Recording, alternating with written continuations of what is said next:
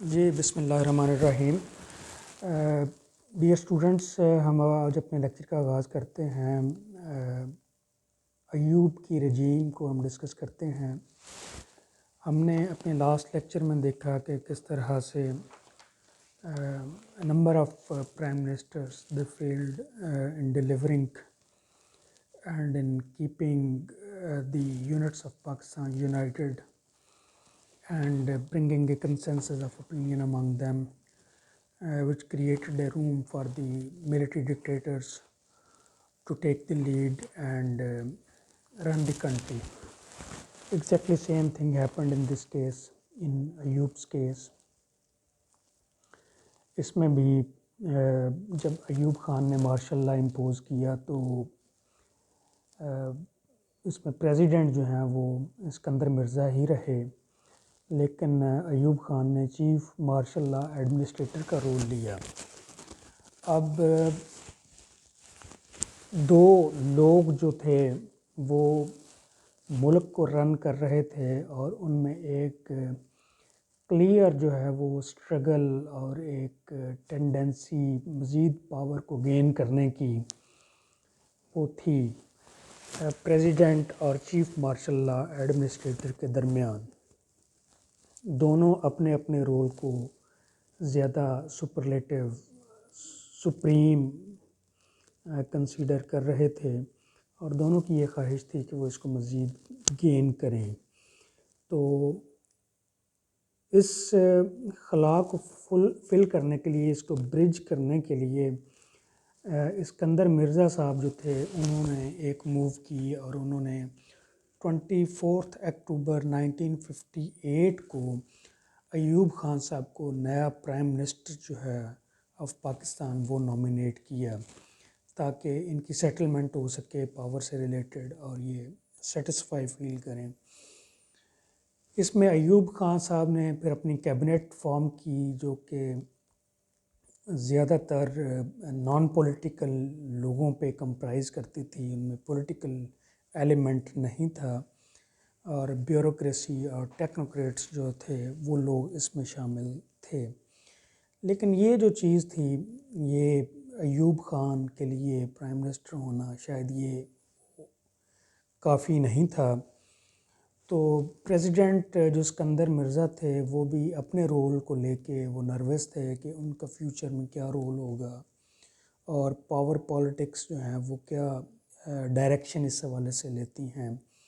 اس حوالے سے اسکندر مرزا نے ایک اور موو کی، اور انہوں نے اس وقت جو ایوب خان کے رائیولز تھے آرمی میں، اور اس میں جو ہے وہ ایئر کموڈور ایئر فورس کے اور چیف آف آپ کہہ لیں کہ چیف آف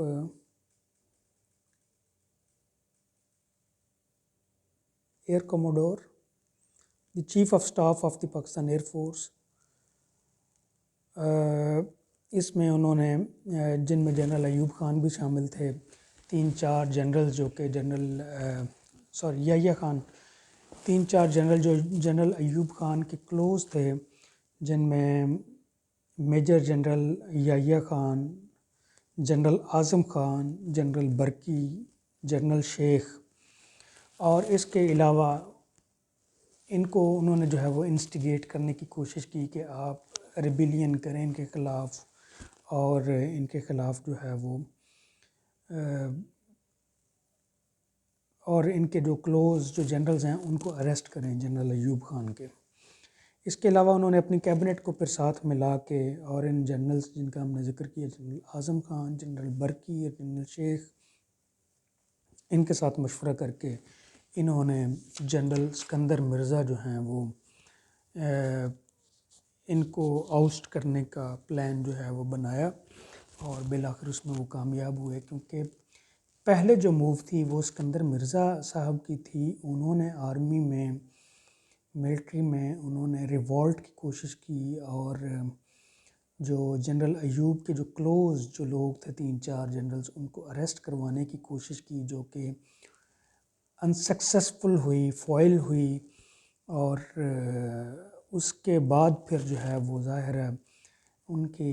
انسکسیسفل ہونے کی صورت میں اسکندر مرزا کا جانا جو ہے وہ لازم تھا. تو اسکندر مرزا صاحب کو جو ہے وہ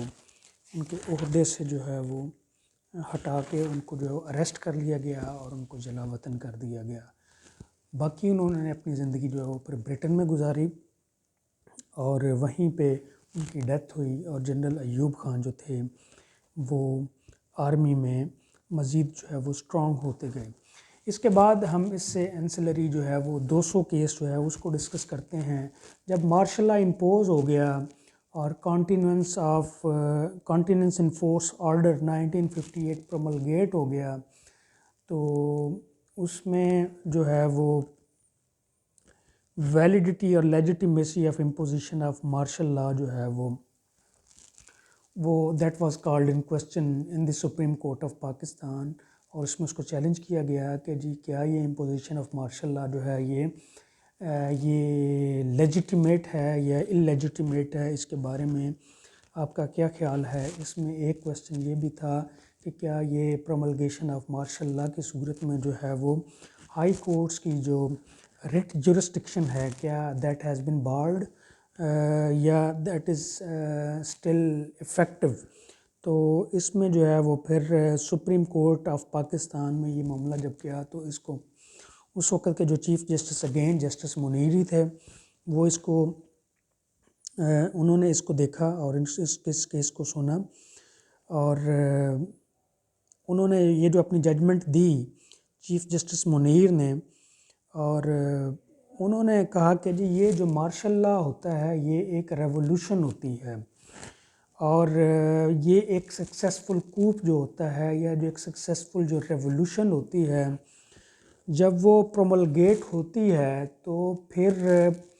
اس ریولوشن کو فالو کرنا، اس کو اڈیپٹ کرنا اور اس کے اکارڈنگلی ایکٹ کرنا یہ تمام انسٹیٹیوشنز کا اور کورٹس کا یہ ایک جو ہے وہ لائبلٹی ہوتی ہے، ایک ذمہ داری ہوتی ہے کہ جو نیو ورلڈ آرڈر یا آپ کہہ لیں نیو کنٹری آرڈر جو ہے جو بھی پروملگیٹ ہوا ہے that is the act of the state اور اس کے مطابق جو ہے وہ افیئرز آف اسٹیٹ کو جو ہے وہ لے کے چلا جائے. انہوں نے تو یہاں تک بھی کہا کہ جی کورٹس جو ہیں وہ اپنی جیورسڈکشن جو ہیں وہ بھی کھو دیتی ہیں جب ایک نیا جو ہے وہ آرڈر پاس ہوتا ہے، جب پچھلی کانسٹیٹیوشن کو ایبروگیٹ کیا جاتا ہے. اور یہ انہوں نے جنرل ایوب کے کوپ کو ایک ریولوشن سے جو ہے وہ انہوں نے کمپیئر کیا کہ یہ ایک طرح کی ایک ریولوشن ہے، یہ ایک انقلاب ہے، لہذا اس انقلاب کو اڈیپٹ کرنا یہ کورٹس کی تمام انسٹیٹیوشنز کی اور اسٹیٹ مشینری کی جو ہے وہ یہ لائبلٹی ہے. تو اس سے ہم جو ہے وہ ٹرانسگریس نہیں کر سکتے. اس حوالے سے انہوں نے کہا کہ جی یہ کارلسن جو ہے اس تھیوری کا ہانس کارلسن کی جو general theory of law and state ہے اس کو انہوں نے بنیاد بنا کے انہوں نے یہ ہیلڈ کیا سپریم کورٹ نے کہ where a revolution is successful it satisfies the test of efficiency and becomes a basic law creating fact. On that assumption, the law's continence in force order, however transitory or imperfect, was a new legal order and it was in accordance with that order that the validity of the laws and the correctness of judicial decisions had to be determined. تو اس میں chief justice جو تھے justice Munir تھے انہوں نے جو دو چیزیں جو ڈیسائیڈ کی، ایک تو انہوں نے کہا کہ جی کورٹس بھی اپنی جورسڈکشن کھو دیتی ہیں اور اس میں جو ریٹ جورسڈکشن ہے جو ہائی کورٹس کی جو ہیں وہ مارشل لا کے پروملگیٹ ہونے کے بعد وہ لیپس ہو جاتی ہیں. اور دوسری بات انہوں نے یہ کی کہ اس مارشل لا کا جو آرٹیکل 1 ہے آرٹیکل 2 جو ہے جس میں یہ آؤٹ لائن کیا گیا تھا کہ جی ملک کو جو ہے وہ گورن کیا جائے گا پچھلی کانسٹیٹیوشن کے مطابق ہی ایز مچ ایز پاسبل. تو یہ جو ریفرنس ہے پچھلی کانسٹیٹیوشن کا یہ ریفرنس جو ہے وہ that is mere related to the functioning and structure of the state and running the affairs of state. this is exclusive, this is not inclusive of the fundamental rights and the principles of policy guaranteed by the Constitution of 1956. تو یہ reference جو ہے یہ کہ جی پچھلی constitution کے مطابق یہ معاملات چلیں گے، اس سے مراد صرف اسٹیٹ مشینری ہے کہ جوڈیکیچر کیسے ہوگا، ایگزیکٹو کیسی ہوگی، لیجسلیچر کیسی ہوگی، اور اس حوالے سے ہی یہ آؤٹ لائن یہ چیزیں ہوں گی۔ فنڈامنٹل رائٹس جو ہیں وہ سسپینڈ ہو جائیں گے، وہ جو ہے وہ فنکشننگ میں نہیں رہیں گے۔ لیکن اس پہ جو جسٹس اے آر کارنیلیس جو تھے ان کی صرف ڈسینٹنگ اوپینین تھی، باقی میجارٹی ویو وہی تھا جو جسٹس منیر کا تھا۔ جسٹس اے آر کارنیلیس نے بھی ایک پوائنٹ پہ ان کے ساتھ جو رٹ پٹیشن والا تھا، جو ہائی کورٹ کی رٹ جورسڈکشن تھی، اس پہ انہوں نے ایگری کیا کہ یس، جب ایک مارشل لا امپوز ہوتا ہے تو اس کے بعد جو ہے وہ ایک نیا لیگل فریم ورک جب آتا ہے تو اس میں کورٹس کی جو جورسڈکشن ہوتی ہے رٹ کی، وہ ایبروگیٹ ہو جاتی ہے۔ لیکن فنڈامنٹل رائٹس کے بارے میں انہوں نے اپنا ایک ڈسینٹنگ اوپینین دی۔ انہوں نے کہا کہ جی یہ جو فنڈامنٹل رائٹس ہیں جو کہ گارنٹی کی گئے ہیں آپ کے 1956 کانسٹیٹیوشن میں، اور یہ ریٹن فارم میں موجود تھے، ان کو آپ صرف رائٹنگ کی حد تک نہ لیں کہ جی یہ ان رائٹنگ تھے، اور اب چونکہ وہ کانسٹیٹیوشن جو ہے جس میں وہ لکھے گئے تھے وہ ایبروگیٹ ہو گیا، لہٰذا یہ رائٹس جو ہیں بھی آٹومیٹکلی ایبروگیٹ ہو گئے۔ تو وہ کہتے ہیں کہ یہ سویلائزڈ ورلڈ میں یہ جو فنڈامنٹل رائٹس ہیں یہ کبھی بھی ایبروگیٹ نہیں ہوتے، یہ ایک اینسلری رائٹس ہیں جو کہ ہر انڈیویجول کے ساتھ آٹومیٹکلی موجودہ سویلائزڈ ورلڈ میں جو ہے وہ، جیسے کہ رائٹ ٹو لائف ہے، رائٹ ٹو لبرٹی ہے، وہ آٹومیٹکلی اٹیچ ہوتے ہیں۔ ان کو کبھی بھی کوئی بھی اسٹیٹ یا اسٹیٹ آرگن جو ہے وہ کسی انڈیویجول سے جو ہے وہ نہیں لے سکتا۔ لہٰذا ہم یہ نہیں کہہ سکتے کہ جی یہ جو کانسٹیٹیوشن، یہ جو مارشل لا امپوز ہوا ہے، اس کے آنے سے یہ جو جتنے بھی رائٹس ہیں جو کہ فنڈامنٹل اور جن کو ہم ہیومن رائٹس کہتے ہیں، یہ ایبروگیٹ ہو گئے ہیں، ایسا نہیں ہے۔ یہ کبھی بھی ایبروگیٹ، جب تک ہیومن بینگز موجود ہیں تب تک یہ رائٹس بھی جو ہیں وہ موجود رہیں گے۔ تو اس پہ بہرحال انہوں نے اپنا ایک ڈسینٹنگ نوٹ جو ہے وہ دیا۔ اب اگر ہم اس کو انالائز کریں تو ہم یہ کہہ سکتے ہیں کہ جی جو کلاک ہے وہ دوبارہ سے جو ہے وہ اینٹی کلاک وائز چل کے وہ جہاں مولوی تمیز الدین کیس جو ہے اس کو جہاں ہم نے چھوڑا تھا، ہم اپنی کانسٹیٹیوشنل ڈیبیٹ کو ہم پھر سے وہیں لے آئے اور ہم پھر وہیں جا کے کھڑے ہو گئے، اور اس میں ہم نے کانسٹیٹیوشنلی کچھ بھی گین نہیں کیا، اور اس میں پھر ہمارے سامنے معاملہ جو ہے وہ یہی تھا کہ جی کیا جو ہے یہ جو لیجسلیشنز ہوئی ہیں اس مارشل لا کے دوران، اور یہ جو مارشل لا کی کیا ایفیکیسی ہے، کیا لیجیٹیمیسی ہے، اور ایک انفارچونیٹ بات یہ بھی آپ دیکھیں کہ کانسٹیٹیوشن اپنی پروملگیشن کے 2 سال 2.5 سال بعد آپ کا ایبروگیٹ ہو جاتا ہے، اور ایک ملٹری کی انٹرونشن جو ہے وہ ایکسیسو فارم میں جو ہے وہ پاکستان کی ہسٹری میں اوریجینیٹ ہو جاتی ہے، اور اس کے بعد اس کی کئی سرٹن ایگزامپل جو ہیں وہ ہم جنرل مشرف تک جو ہے وہ دیکھتے ہیں۔ اس میں اگر ہم اپنی کورٹس کا رول دیکھیں تو ہم دیکھتے ہیں کہ کورٹس نے بڑی ہیسٹ کا مظاہرہ کیا، بڑی جلد بازی کا مظاہرہ کیا۔ وہ اپیل جو 13 اور 14 اکتوبر کو کورٹ کے سامنے جو ہیں وہ فائل کی گئیں، ان کا فیصلہ سپریم کورٹ نے 10 سے 12 دنوں میں کر کے اور اس مارشل لا کو جو ہے وہ لیجیٹیمیٹ کر دیا، اور اس کی لیجیٹیمیسی کو جو ہے وہ انہوں نے اسٹیمپ کر دیا۔ اس کے علاوہ ہم اس میں ایک اور چیز دیکھتے ہیں کہ جسٹس منیر صاحب جو ہیں انہوں نے ایک بالکل ہی ایک آؤٹ آف دی وے جا کے ایک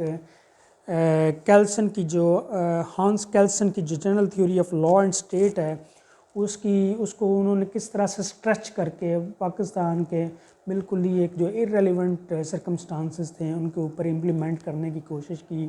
اور کس طرح سے انہوں نے ریولوشنز کا ورڈ یوز کیا اور اس کا ریفرنس دیا۔ ریولوشن سے مراد وہ جو فرینچ ریولوشن یا ایرانین ریولوشن یا رشین ریولوشن، ان کو کس طرح سے وہ پاکستان کے مارشل لا کے اوپر انہوں نے ریپلیکیٹ کرنے کی کوشش کی، اور کس طرح سے انہوں نے ایک گراؤنڈ سیٹ کرنے کی کوشش کی کہ جی یہ ایک نیا ایک لیگل آرڈر ہے، اور کورٹس جو ہیں وہ